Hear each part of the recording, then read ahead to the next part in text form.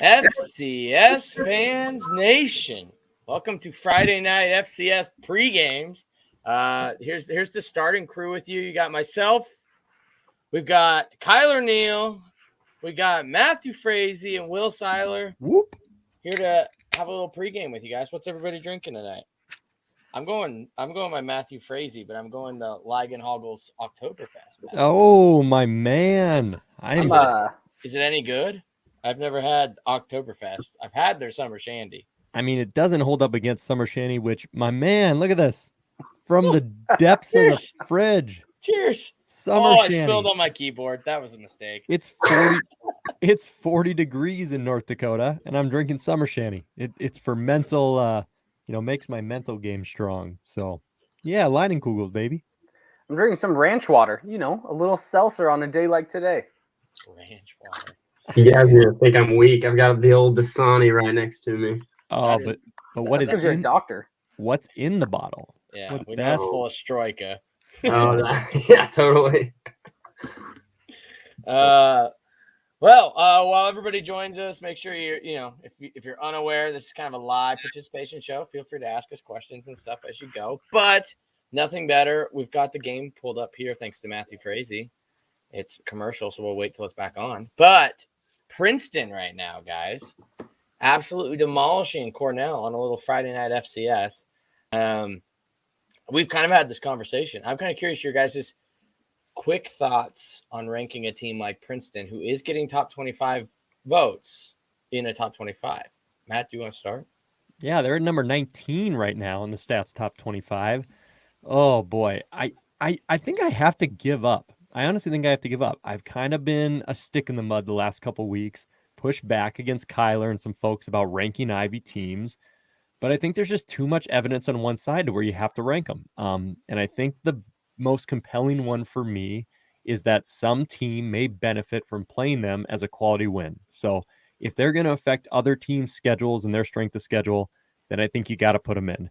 Understand they're not playoff teams, but if somewhere down the line, that's the difference between somebody getting a seed or not. And I know that's extreme, but it could happen. So I have to concede my argument, boys. I'm going to have to go with you can rank the Ivies. I'm not fond of it, but I don't think it should be completely off the table. So Kyler, I guess you win on this one, my man. I'm going to back down a little bit. Maybe I'll rank some Ivies. Or maybe it's because it's like this late season point where you just don't know who to put for like number 23 to 25. And you're just like, yeah, I'm going to include an Ivy just almost as a cop-out. So, well, Matt, I don't know. You're going to be super pissed at me from where I put Princeton. Number 9, baby. It's not What? just oh, yeah. No. They would smoke the Missouri Valley. They would smoke the Big Sky. They would smoke the CA. They would be a top 3 team in every conference by far. What is this Penguin individual does not agree with you right there. There's no they're way. Cornell fans, so they, of course, don't agree. Andy Bernard is at this game right now, having a heck of a time.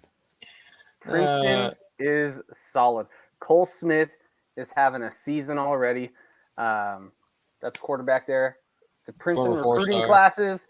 I mean, when you just look at who they're recruiting, and then every single year they're having 0-1 loss, it's pretty hard to deny Princeton. I really don't think they'd have a tough time in the CA besides maybe a few teams. I think Princeton is definitely a playoff caliber team. And until they lose, man, I'm almost ranking them that high in spite of all of you. That's really the main goal. It's like, you guys don't even want them in the top 20. I'm like, screw you guys. They're top 10. Oh, my goodness. Yeah, I don't know, man. Like, hey, I got to respect the jersey game. I really do like Princeton's jerseys. They're high-quality stuff. Oh, so I don't. I give them that. I like the orange and black. There's a team locally around us who had it, so I got respect for it. Chris loves orange and black. He loves teams with orange and black. Oh, dude, go Bengals, baby. But is Princeton the OG, that traditional helmet-like flair, or is Michigan, or is Delaware? Because they're the only 3 teams, I believe, that rock that, like, I don't even know what to call it.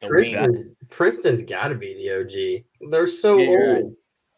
Right. But did they have those, or was it just like a P like Cornell's back in the day? That's fair. I don't know. And then Dartmouth has like their attempt at it, but it's like really thin green lines. Yeah, it's like double stranded too. Yep. So I just pull up my poll. I had Princeton at 14, not quite as high as Kyler. But my kind of point on this is, and it's hard when you're looking at the poll and you're going through your standings and then you see a team that's 5-0 with all their wins against the FCS, you're kind of like, I feel like I have to include them at some point. Just like, I don't know, it took me a while, for instance, to put like Rhode Island in, but at some point they were 5-0 or 4-0 or whatever it was. And I was like, well, you got to kind of find a spot for them, it feels like. So Princeton at 14 was one of those ones I was like, that might be too high, but I just feel weird having a 5-0 team like below a 4-3 team, a couple 4-3 teams, a 3-4 team. So I don't know. That's according to ESPN, they're 15. So I guess I'm not that off. Whatever ESPN's using, probably coaches poll, which is the most whack poll on the planet. But they're using my poll. My poll mixed with. I thought you had them at 9. Yeah, they're mixing mine and Matt's together, and that's just the average. Yeah. I don't know. Like, yeah, well, like UT Martin is an example. They're 6-1, so they're 6-0 against the FCS. And I don't want to downplay UT Martin by any chance, but their strength of schedule is not mind-blowing by any means. It's not like they have done anything insanely crazy. They beat Jacksonville State, but that's not a good win this year. So, like, does an Eastern Illinois win, does it do anything for you? SEMO this year, Northwest State. I mean, Samford's all right. So their strength of schedule is a little bit better, but I don't know. You should rank them.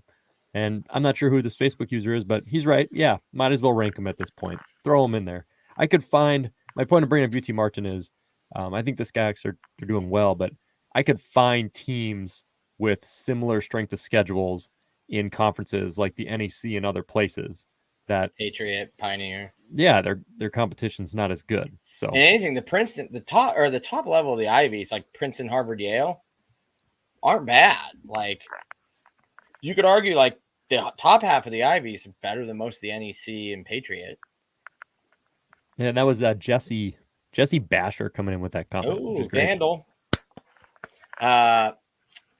So one more quick question. Everyone that wants to ask questions, you use the comment section below like you guys are, and we'll comment on them. We have a couple flowing in, which is good because we'll get them backlogged here. I got one more question for you guys kind of before we roll into the fan questions.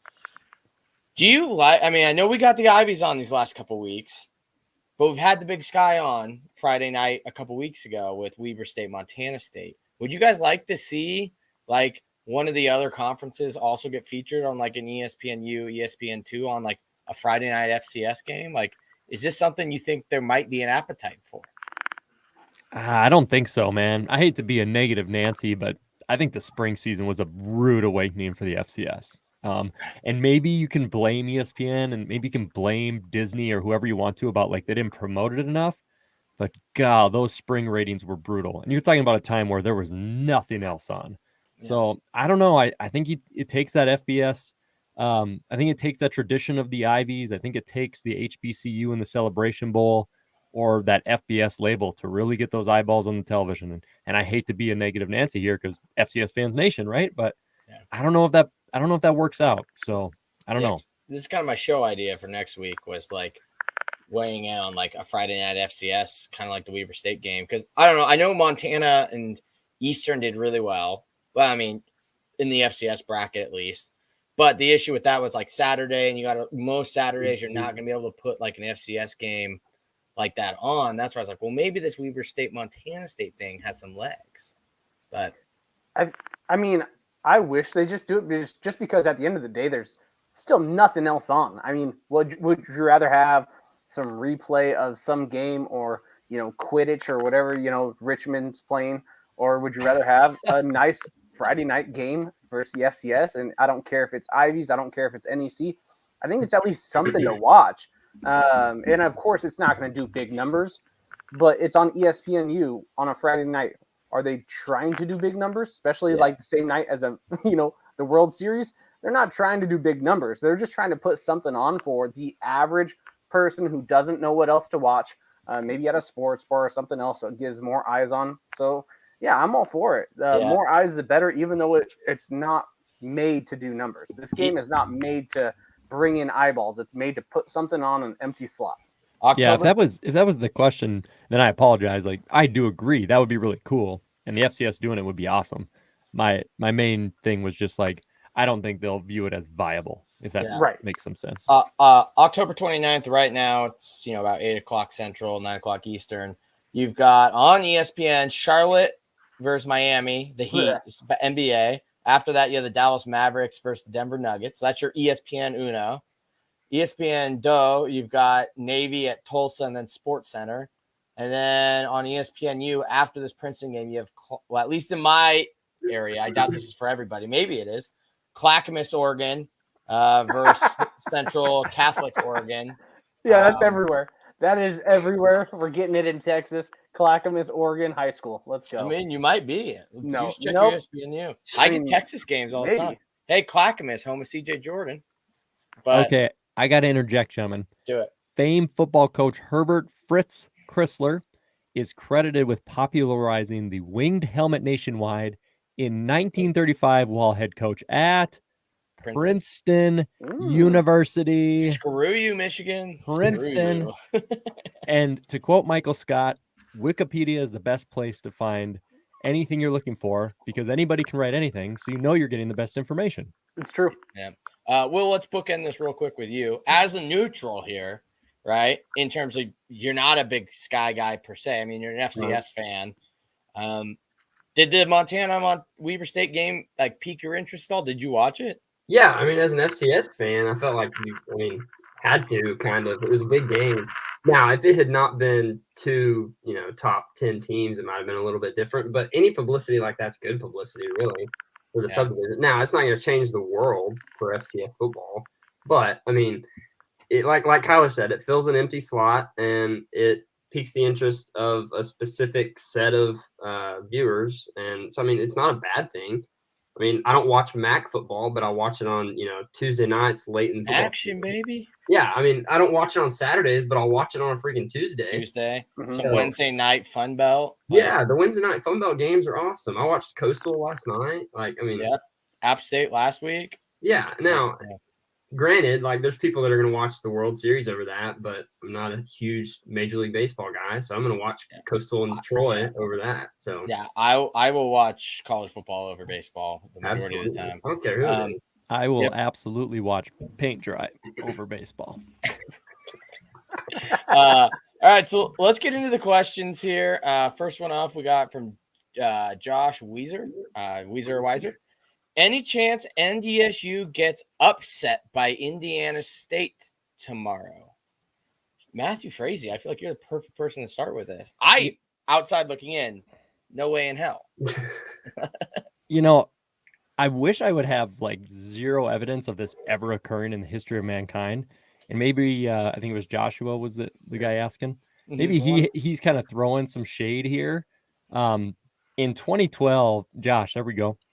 The one loss by NDSU was to Indiana State, who was terrible in their championship year.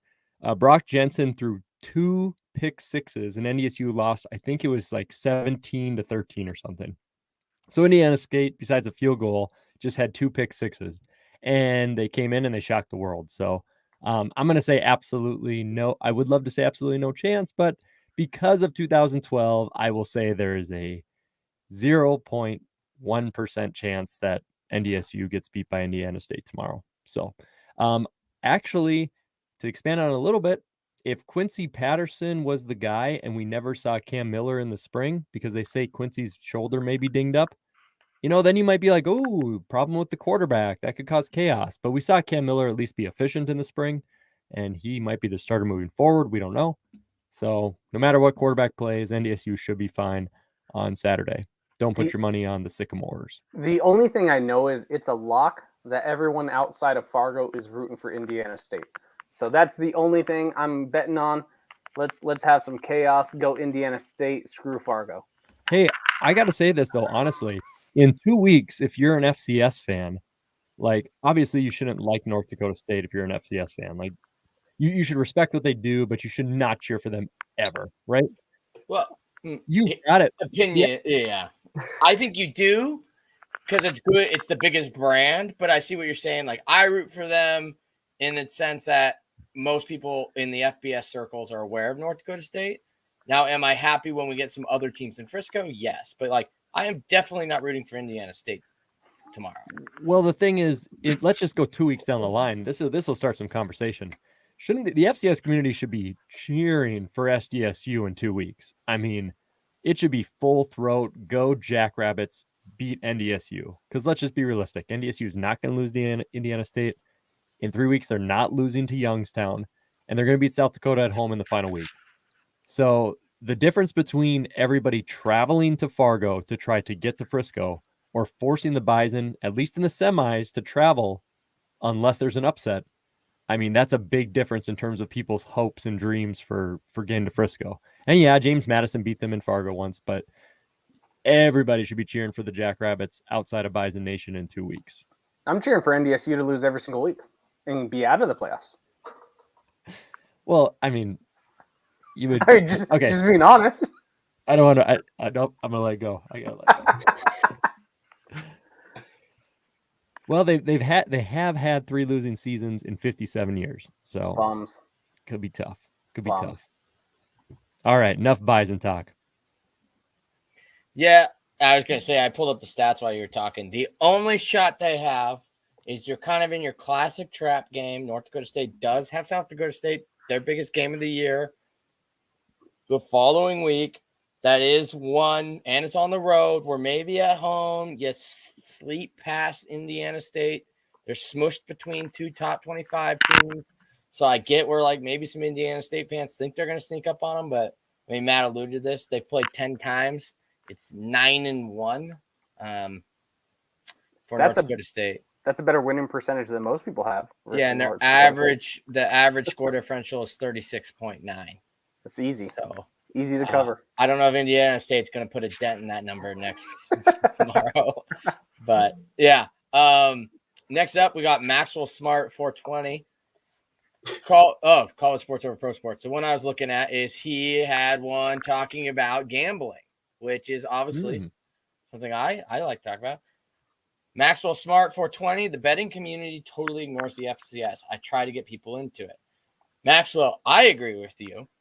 I've always said for a while, the FCS, if you get the spreads when they first come out, which is the difficult part, because a lot of, if you don't live in certain states, the spreads aren't coming out Tuesdays. They're coming out Saturday morning in most cases. And you get those spreads before they post. I mean, we've bounced back a couple of them here and there on like the admin thing. And I know in Big Sky Podcast Network, like I'm always getting spreads like Saturday morning where people are like, can you believe this? It's like Eastern Washington 2-point favorite over Southern Utah. And anybody with half a brain's like, I'm going to smash that line, right? Like you get like 1 or 2 of those every week where it's like, seriously, didn't somebody in Vegas fall asleep on the keyboard? Like this can't be real. And it moves rapidly the longer the day goes on. So I know I personally think that the FCS has money. I've been trying to get people into it. But I guess anybody else, I know Kyler, you flirt with some FCS gambling.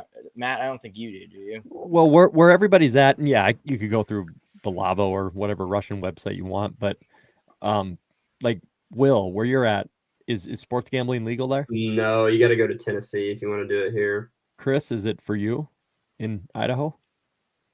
No, but it is in Oregon. Now, I will say this.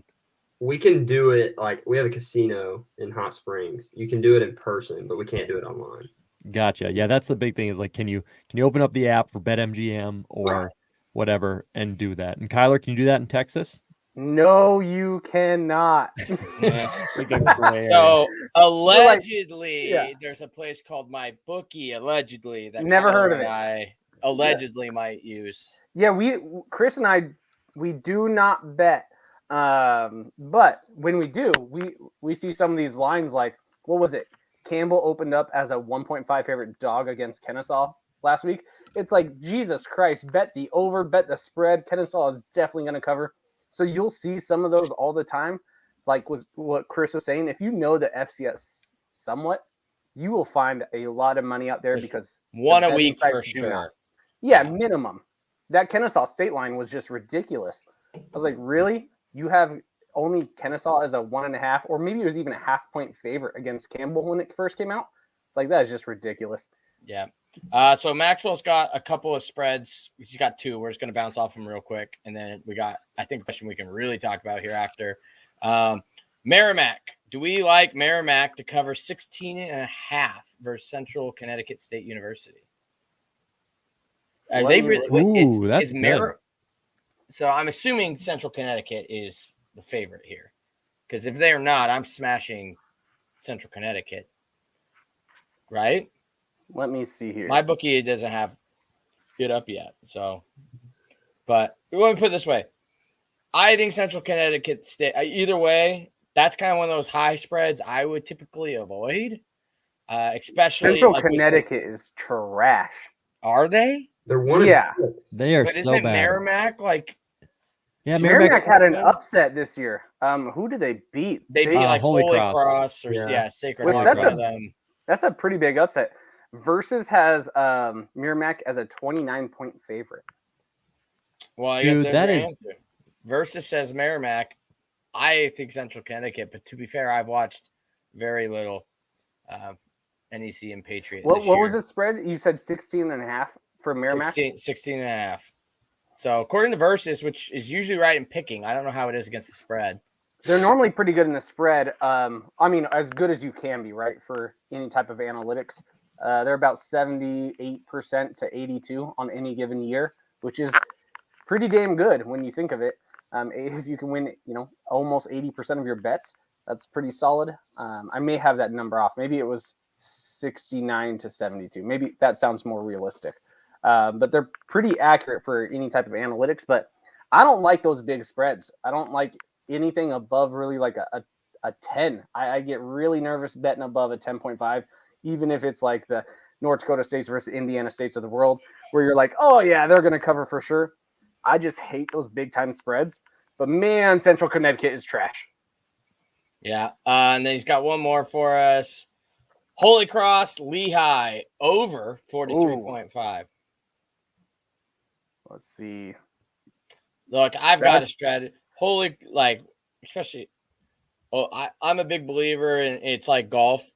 If you're not a professional golfer, right, you're not going to go lay up on a course, right? Like, if you're 200 out and there's water in front of it, and the smart play would be to like play a 5-iron and just lay up in front of the green. No, I'm grabbing my hybrid or my fairway wood and I'm trying to smash the green. I'm going over. Same thing with my over unders. I don't come here to play unders. I come here to play overs. I feel like the over actually hits more than the under. I know it statistically probably not. It's probably 50-50. But like, I don't know. Because anytime it goes to overtime, you're probably going to hit the over. So I'm a big over guy. I rarely bet unders. In fact, we were talking pre-show. The one time I saw a spread that I absolutely thought I would love was when Eastern was over under versus Idaho was 80.5. Idaho at the time appeared to have a strong D. I was like, I don't see that happening. I'm going to smash that under.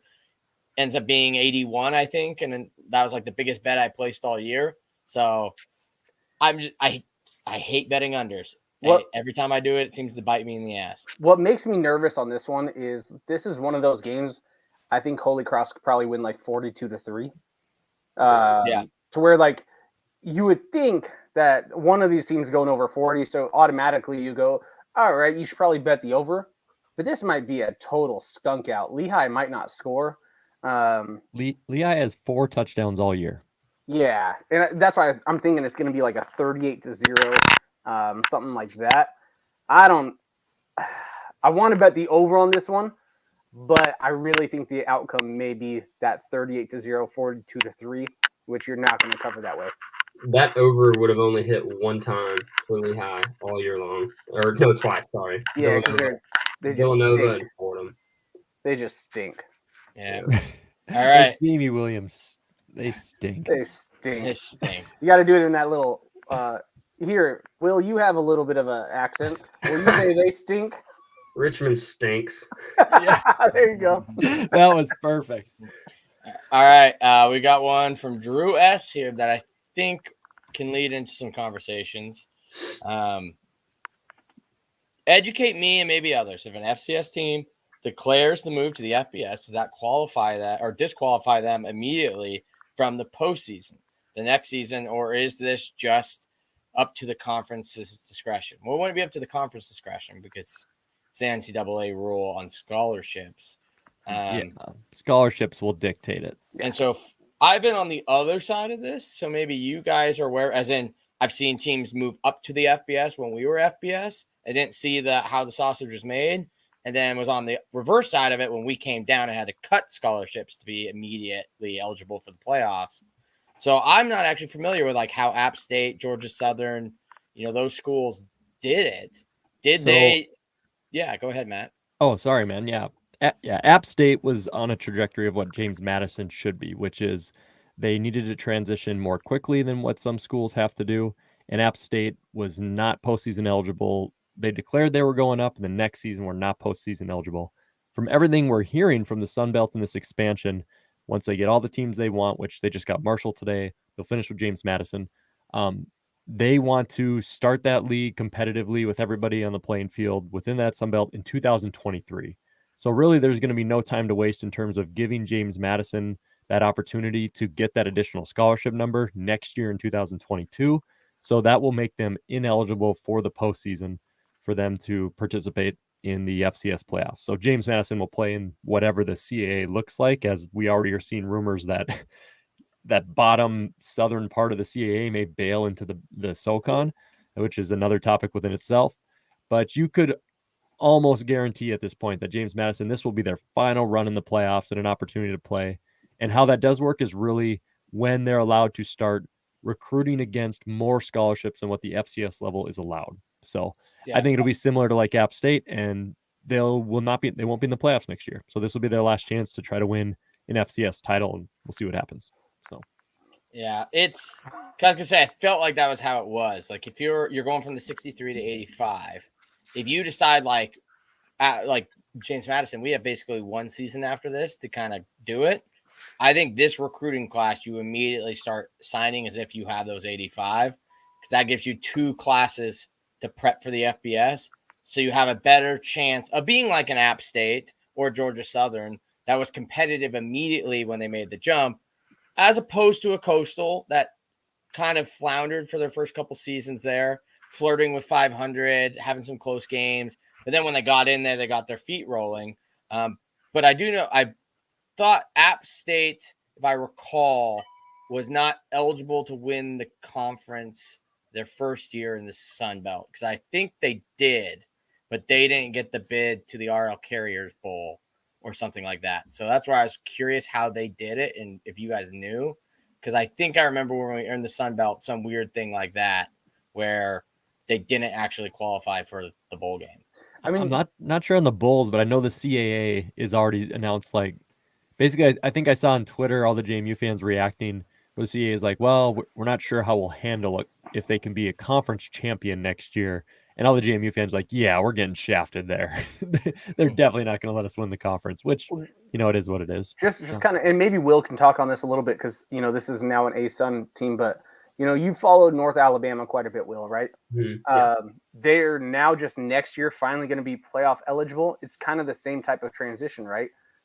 Right. They, so I know moving up from Division II, it's kind of that same concept. Do you want to start recruiting now, like you've got all 63 scholarships, or do you want to do it kind of in increments? And so, like when UCA moved up, we immediately took it all. So we weren't eligible the last little bit of our D2 days to do anything postseason wise in Division II. And I think North Alabama actually did it a little bit different. They played that little half schedule for a little bit. Now, eventually they took some more and they couldn't do it. But when they started, I want to say they had an extra year of eligibility in Division II. I was trying to look up the App State thing from 2014 because they were eligible for a bowl and put a waiver in and did not get approved from the NCAA. I just never have understood, like, why when you're moving up does the tier above deny you stuff? Because if anything, if you get there, you're at a disadvantage. I totally get why JMU starts adding scholarships, why they're not allowed to participate in the FCS playoffs, because of course they have more depth, more scholarships.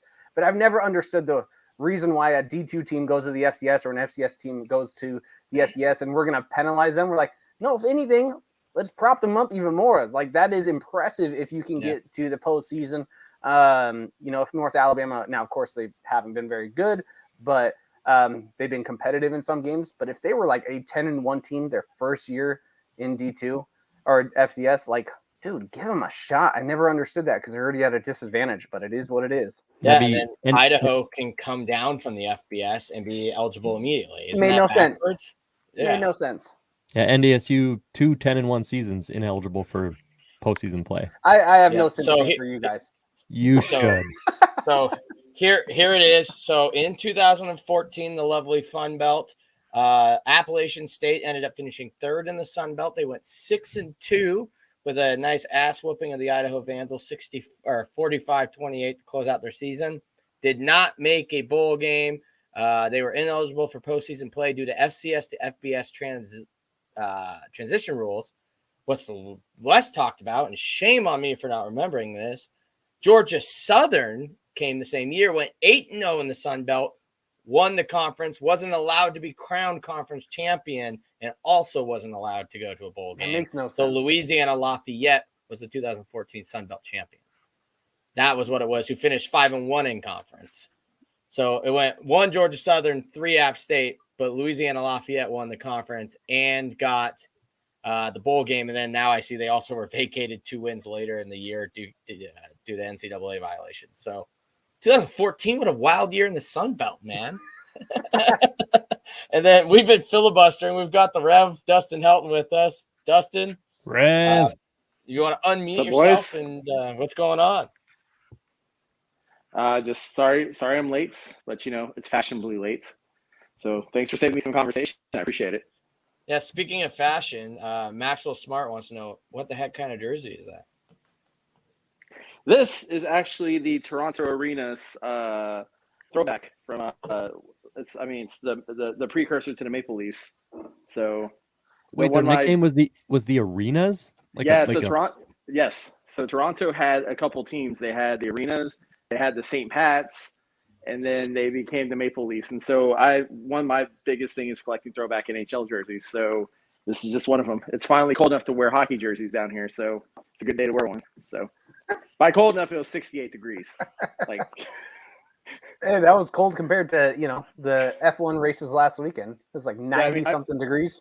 I mean, Kyler gets it. He's his blood's thinned out some living down here. He understands.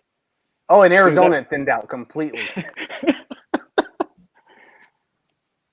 Yeah. So yeah, I remind everybody, ask us questions, and we're happy to answer them, and I'll continue that. But right now, while we wait for more questions to come in, Dustin, anything that we kind of previously touched on that you kind of want to add 2 cents to? Well, unfortunately, I missed part of the show because I took my daughter to go see a movie. But the whole thing about what Kyler was saying, how dare you? I know, right? Being a dad, no.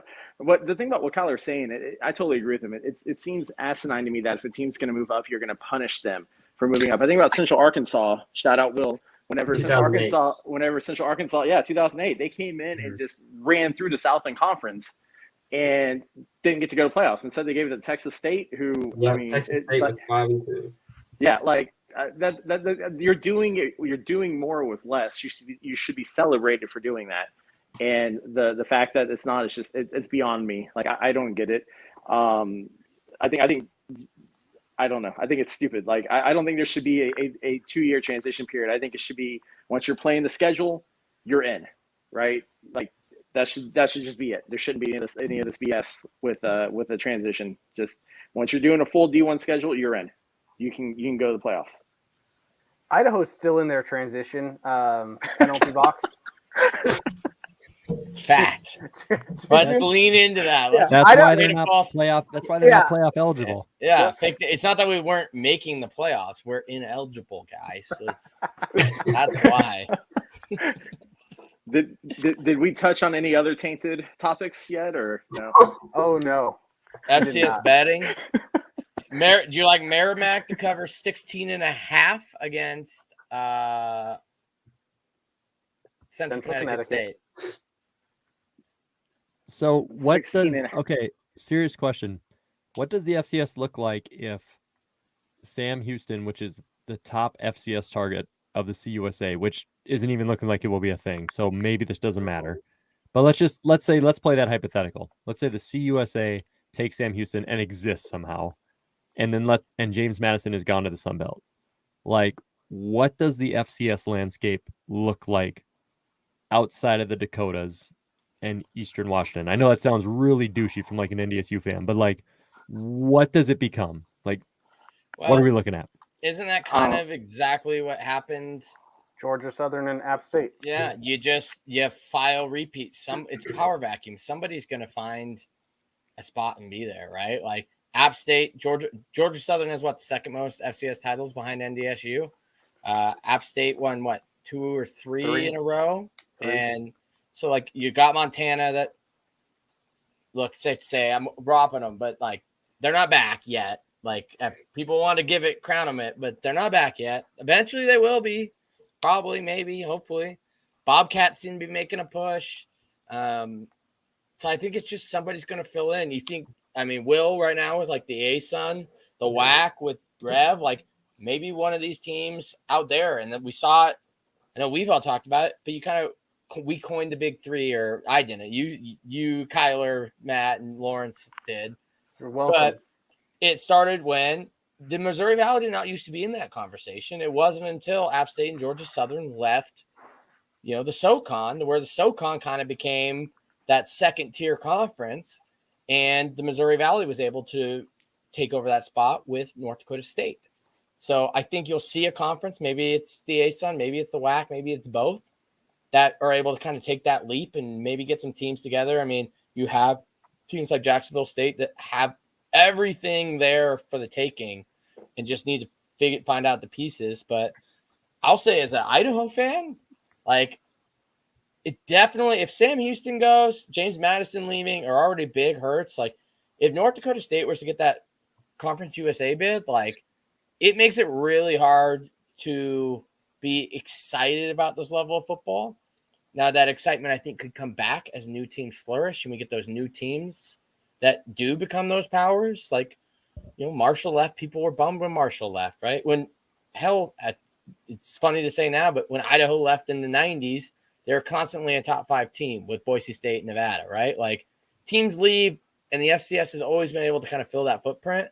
But yeah, I think it would be like a hard at least 2 to 3 years where like it's like, wow, this is we really watered down the product.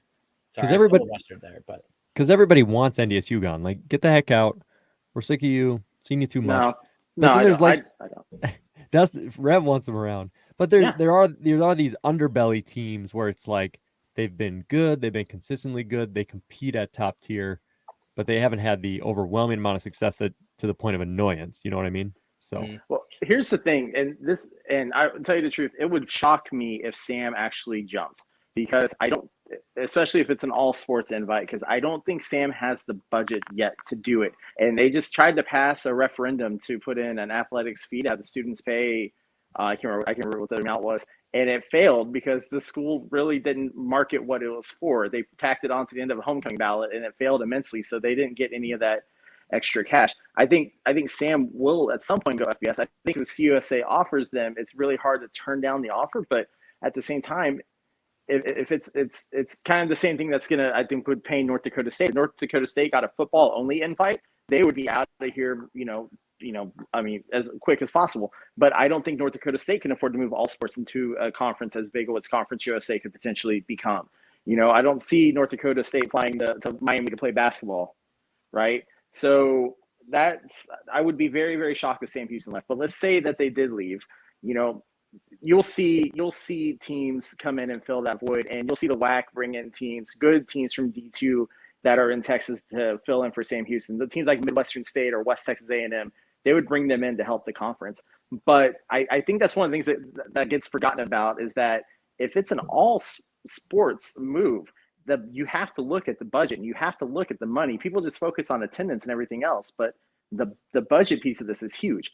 And I don't like right now. I know I believe SFA doesn't have the budget either, so it's not a Sam hatred thing. I just don't think Sam has the budget to fully move to Shed. I think they need annually about $5 million a year to do it. Yeah. One thing just to keep in mind when you're doing that, Idaho is getting $1.1 million being in the Sun Belt just from TV contract revenue. So that's one thing to factor in is like what we talk about is like, yes, it's nice that the Big Sky was able to negotiate having 2 ESPN games every single year for 3 years, I think, on ESPN, but they're not getting any kickbacks from that. The Sun Belt actually has a rights agreement where ESPN pays them, and that's the Sun Belt. And they negotiated this, remember, when the Sun Belt was bad, right? They've made strides. They're only going to make more money. And obviously, the CUSA is now going to be in that spot where they're the Sun Belt. They're definitely – I think the MAC is more desirable right now because of stability. They're going to have a hard time negotiating TV deals. But something to just keep in mind when we talk budgets, because we hear it all the time, is like at one point, Idaho has played in 2 conferences that had to fly in the WAC to Hawaii and La Tech, which isn't easy. And then when we were in the Sun Belt twice for 9 years. So, like, but the FBS generates more you also revenue. moved down. Exactly. We moved down because nobody wanted us, not a revenue issue. That's what I'm saying. Here's also one thing you have to realize, because, yes, you do get a bigger TV deal, right? But also now you have to pay more teams quite a bit more money to visit you. You also, if you do not have the scholarships and the sports added because of Title IX, you're going to have to dump a lot of money into that just to get there. So if you're not already at that level in terms of, like, I'll just talk about Eastern, for example. We do not have the correct amount of women's sports to be able to jump up to basically accommodate. So we'd have to add more sports.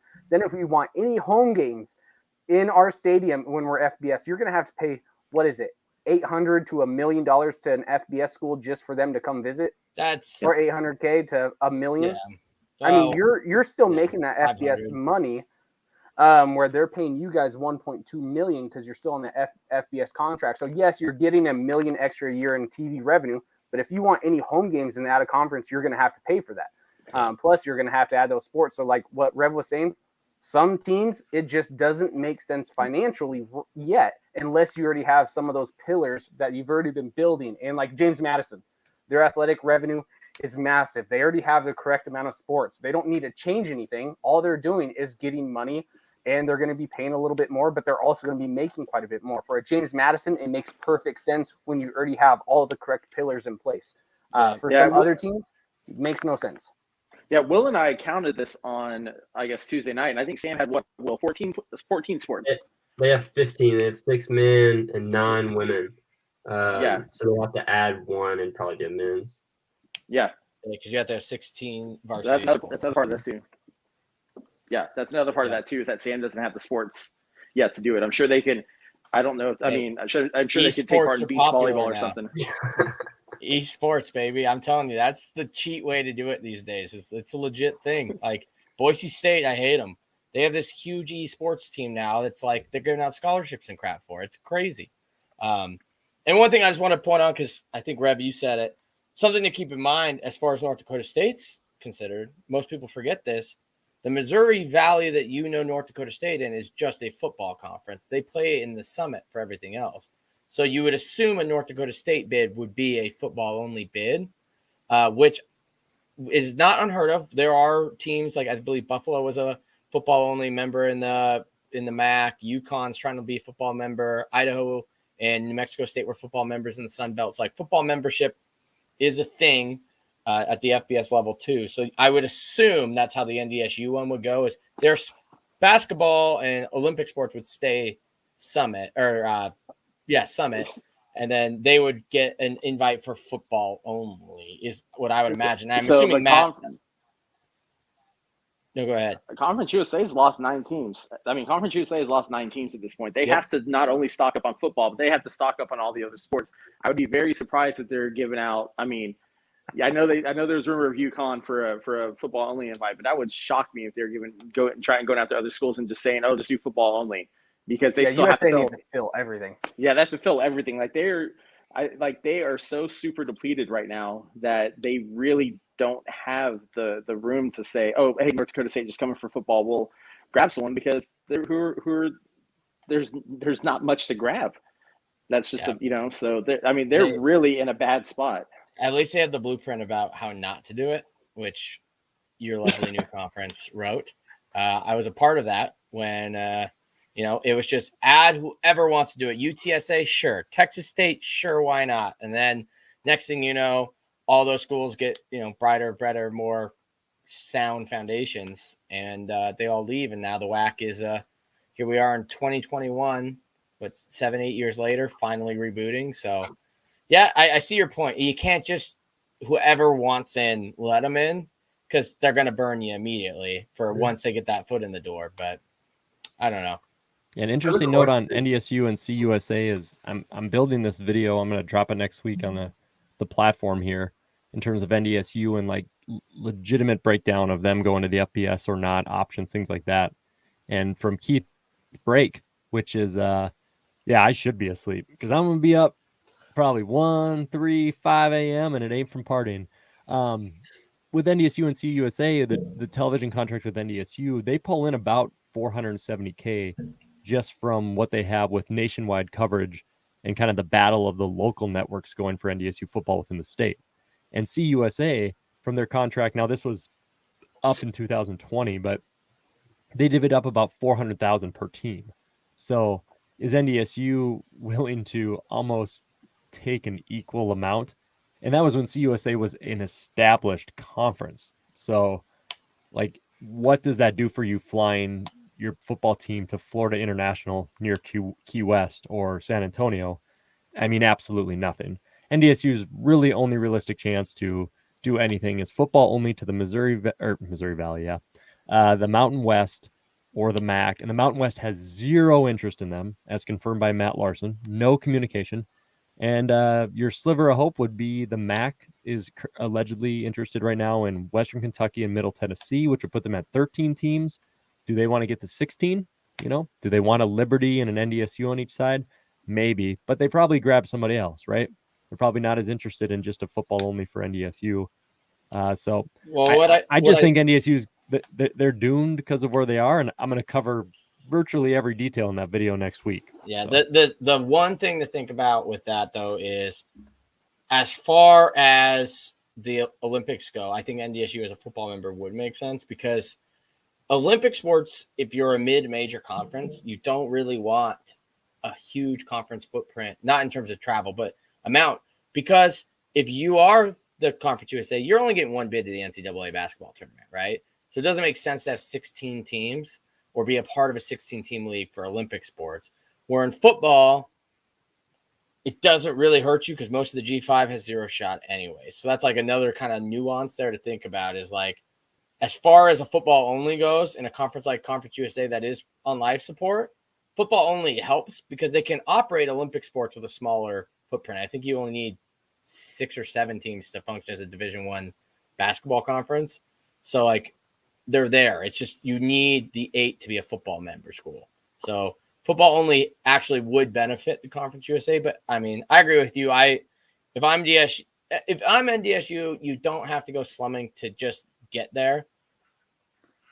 Because you got a good thing going, and I get you kind of want to push yourself, but like, I don't know. I get it, and yeah, I know the map NDSU way out there, but hey, like I said, man, I've had to fly to Georgia. You have a bill. You have a bill on the east side, and you have a. Did we lose Matt?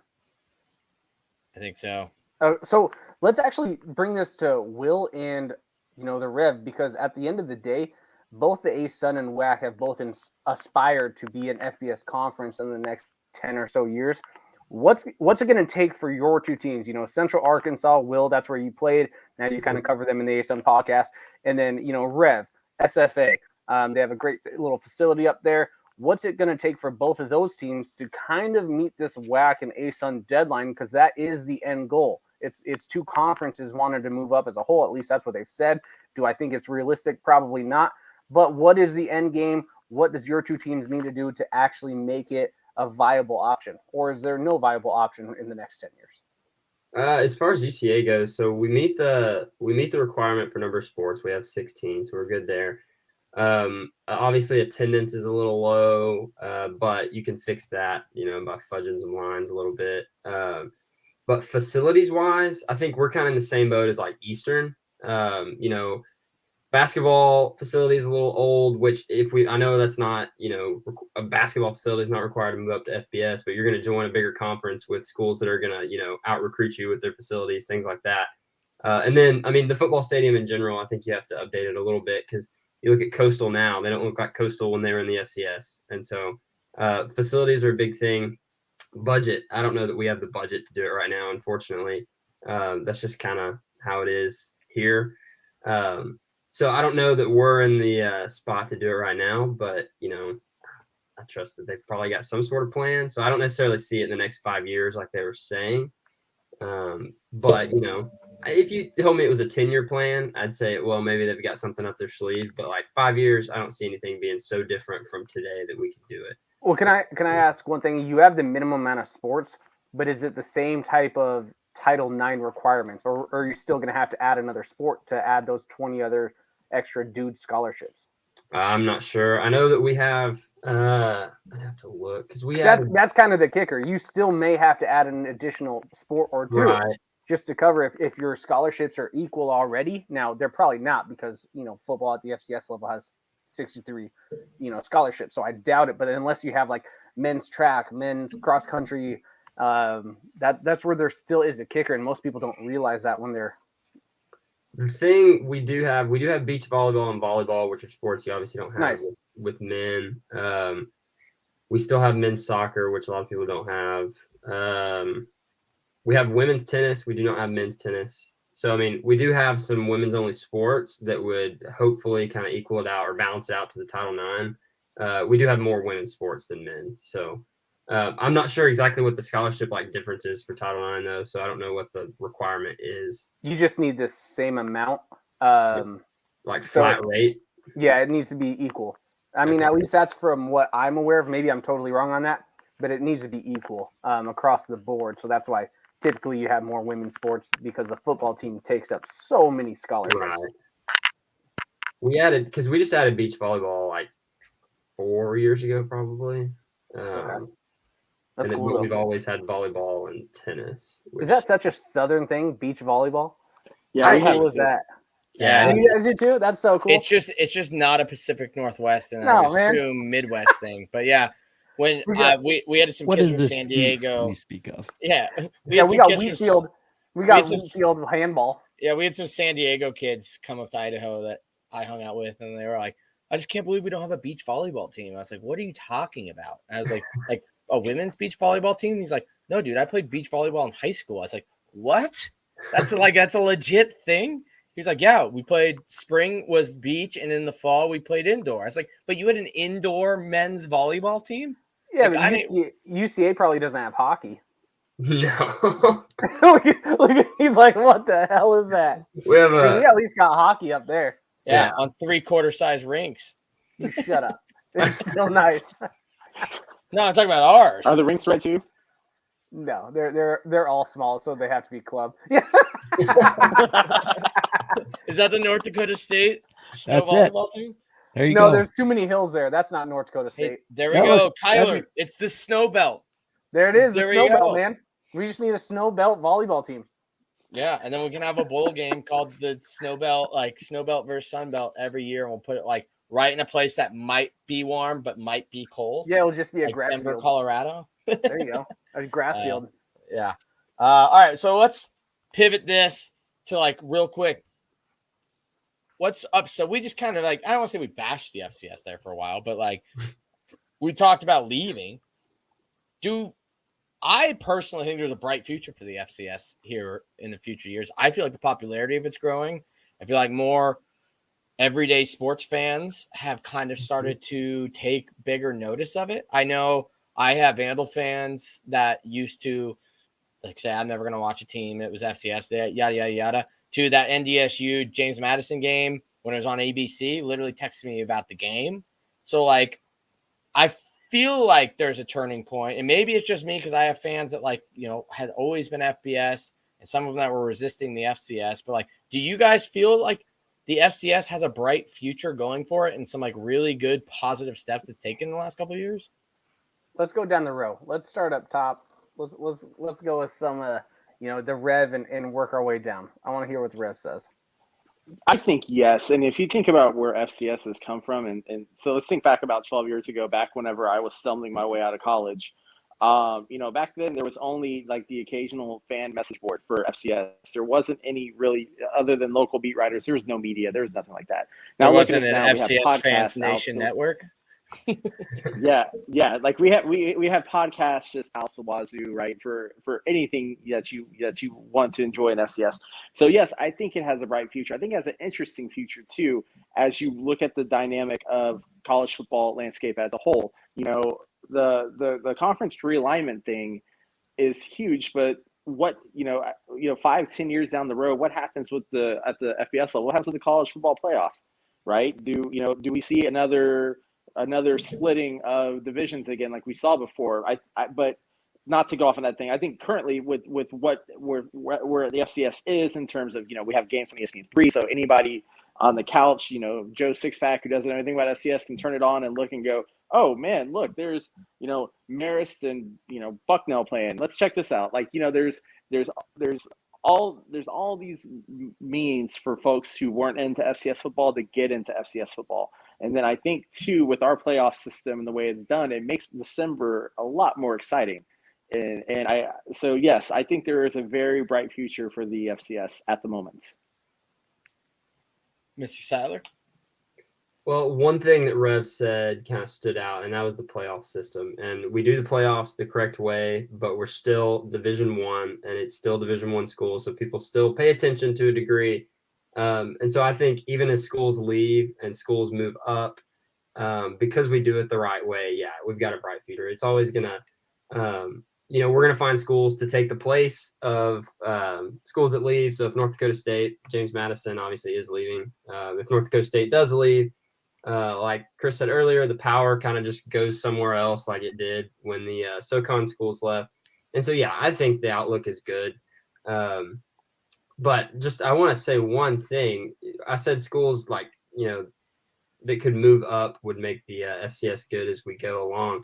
Grand Valley State up north is a school that I would love to see move up, especially if a school like North Dakota State decided to leave.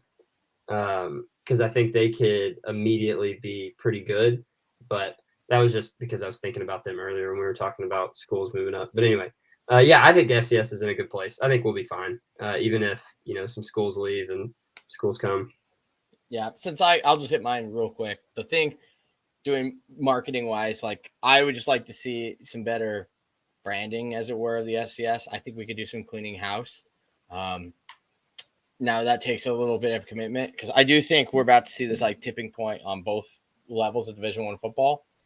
I think if you could get rid of, in my opinion, popular or unpopular, the Pioneer League that doesn't offer scholarships should not be a D1 conference. So I think you cut those schools out or say you need to hit the conference scholarship levels.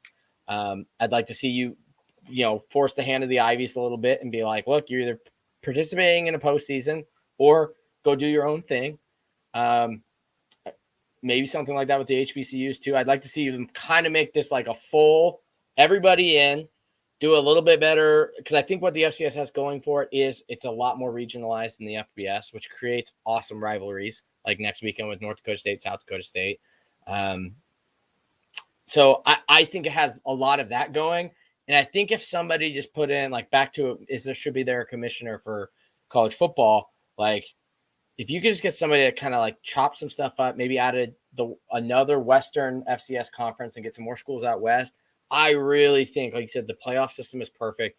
I just think if we could do a little bit of like cleaning up and maybe plucking some FBS teams and convincing them like, okay, well, you're not going to be playing Drake, right? You're going to be playing Montana, North Dakota State, Sam Houston, Central Arkansas, Eastern Washington, like teams with some brand recognition. I think you could really sell that to maybe some people. Find a way to generate some revenue and make it more advantageous. So I would just like to see the FCS. I think it's got a lot of good going for it. I'd love to see it maybe like just tweak some things. Matt? Two things. I think the NFL draft will continue to increase the popularity of the FCS. You get 4 or 5 players who are really exciting.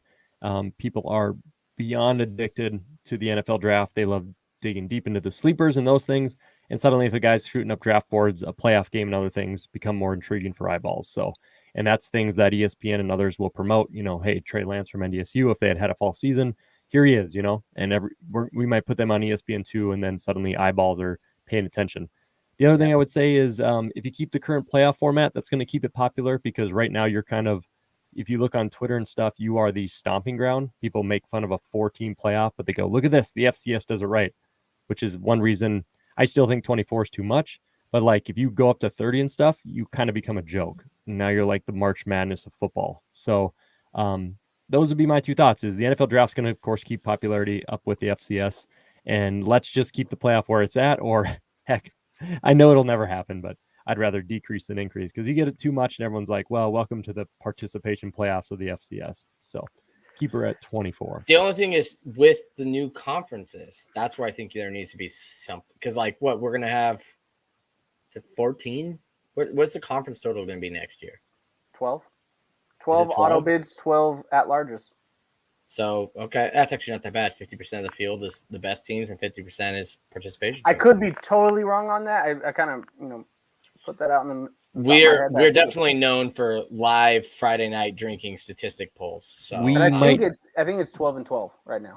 It might all change too. Well, not this year, but like 2023, 2024, whatever. I think it's 12 and 12. Well, here, I'm going to be the Debbie Downer of the group then. Everyone's so optimistic about it. Guess what? The FCS is so much better today than it was 10 years ago. 100%. You can find games. You couldn't watch games 10 years ago. I think we've reached the pinnacle.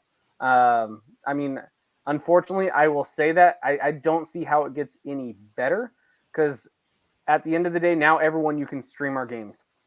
I'm sure we're getting some ESPN games, but we always kind of have. College game day, it doesn't really do much for attendance. It doesn't do much for the name brand. Most people, if you're not in the Dakotas or Montana, still view us as D2, unfortunately.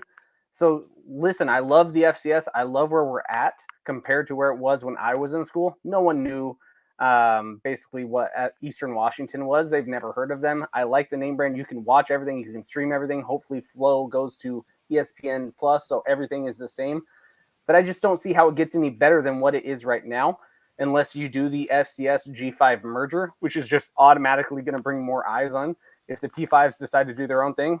But yeah, you guys were all super optimistic. I just don't know how it gets any better than what it is now. I think we are at the pinnacle. And you know what? If this is the pinnacle, I'm still pretty happy with it, because it is a different level. That's kind of my thought process on that. I'm pretty happy that I can watch Eastern Washington games anywhere in the world right now. You couldn't do that 10 years ago. I don't care about fans who don't care about the FCS. Screw them. We got FCS fans. We can watch all of our games now, and that's kind of all that's important to me. The only pushback I would give you is I feel like there's two spots that I think we could grow on, and we started the show with it talking about the Ivies. I think having the Ivies participate in the playoffs would draw more attention, because, once again, Harvard, Princeton, Yale, those are name brands. If somebody sees Harvard, that's why ESPN puts this stuff on Friday. They go, oh, Princeton. They have a football, like Princeton's a name brand. The HBCUs right now, though, with like the movement that Deion Sanders kind of started at Jackson State, kind of, I guess he said, I'm doing this for my people, right? Like, you're getting NFL guys now coming to those places that already have huge fan bases, maybe getting them more seasonally involved instead of just like their awesome homecomings or big rivalry games. I think you have a huge untapped market now where you're going to see the HBCUs become rapidly more popular. And if you get guys like Deion, you get guys like Eddie George that can kind of pull some of that NFL, like walk into a room and win some of these recruiting battles against some of the bigger blue bloods, lower G5s, lower P5s, even some of the bigger P5s. I think the level of football is going to increase, which will also always draw more eyes. So I think I can see how you're right, but I can see how we have two kind of untapped streams there. Well, this is kind of like what I said the last time we did this Friday night episode. I honestly do think the whole SWAC is going to potentially get an invite eventually. And I think the Ivies can do whatever the hell they want. They can actually probably go FBS whenever they want, and I really think they probably should. Who doesn't want the oldest? Who doesn't want the conference that started football? That should be an FBS. I mean, most Yale people don't have even more championships than Alabama. Yeah, right? Yale, like the leader. they're all the top 10 in terms of wins. I bet you if they jump to FBS, they're already not participating in the FCS. Half the people get really mad when you rank them. We've had that discussion throughout the whole year. But I think I like what you said about the SWAC, and I'm probably the only one who's saying this. I just see the SWAC has so much potential. I do not see them lasting in the FCS that long. I really don't. I think that the trend is there. You see how much money's getting poured into the SWAC right now with facilities, with recruiting, coaches, and all this stuff. I think if the SWAC submits a bid that says, guess what, we really want to be FBS, I think we have the talent, I think we have the fan base. Is the FBS really going to deny the SWAC? I don't think so. I think that whole conference can move up whenever they want, and maybe they never will. I just find it hard to believe that the SWAC is going to stay FCS forever. I feel like that the networks are missing out on great television opportunity by not showing the classics on the linear channels, with like the State Fair Classic and the Bayou Classic at Thanksgiving. Like, there's so many amazing games in the SWAC that have such great crowds, and they don't get shown. I don't even know if the Magic City one is on any linear channel tonight. It should be if it's not. I think they signed a pretty big TV deal this year with the SWAC. I could be wrong on that, but I'm pretty sure they signed a fairly large deal. And again, if someone's listening to this, I hope you correct us. But I thought that's what I saw in this offseason. So again, that's the type of stuff I'm thinking. I think all of their games are they grab enough attention. They can easily be FBS. I mean, I would take the SWAC right now in terms of maybe not product on the field. I think they're still learning. They're getting better for sure. But I think I would tune into a SWAC game over a Conference USA game or a MAC game any day of the week. I think it's a livelier fan base. It's a livelier atmosphere. Those are fun games if you watch them, like the Celebration Bowl. You can't tell me that game is not fun to watch. So, I mean, I think the FBS, or whatever you want to call them, if it's not even the FBS in 5 years, maybe it's something else, or in 10 years, a whole realignment. I think there is a giant market above the FCS level for the SWAC, unfortunately and fortunately for them. And I think it's gonna be exploited. Yeah. I did some math while you were chatting. 41 national championships between the Ivy Leagues. Yale has the most at 18. Princeton then is in third with 15. And then you have Harvard tied with Michigan and Southern Cal with 8. So I think I did my math wrong there. But either way, a lot. So, yeah, you're right. The Ivies, they got history. Cool. Well, I think that's it, guys. That was FCS pregame, or Friday night FCS pregame. Yeah, we're sorry we missed it last week. I did an impromptu trip. Kyler was at F1. Matt, you had work, but we're going to try next week to be the first. We're going to put it together. It's going to be a streak, everybody. But any closing thoughts, any closing points before we send it to the campfire music? I got one closing thought. Oh, okay. Then we'll go to campfire music. Let's get this dude right now is on pace to have the greatest single season in wide receiver history in the NFL. He's on pace to have Calvin Johnson's season, yards records, but he already has 4 more touchdowns than Calvin Johnson had in that year. He's on pace to get close to Randy Moss's touchdown record, but he's on pace to crush the yards. Now, will it happen? Probably not. But I just want to give props to my dude, Cooper Kupp, because he is having an historic season right now. And if he can stay on this pace, it is going to be a top 2 season in NFL history, maybe top 1 for a wide receiver. So that's your FCS dude. And the FCS already has 3 of the best receivers in NFL history. So there you go. It's not getting better than what it is.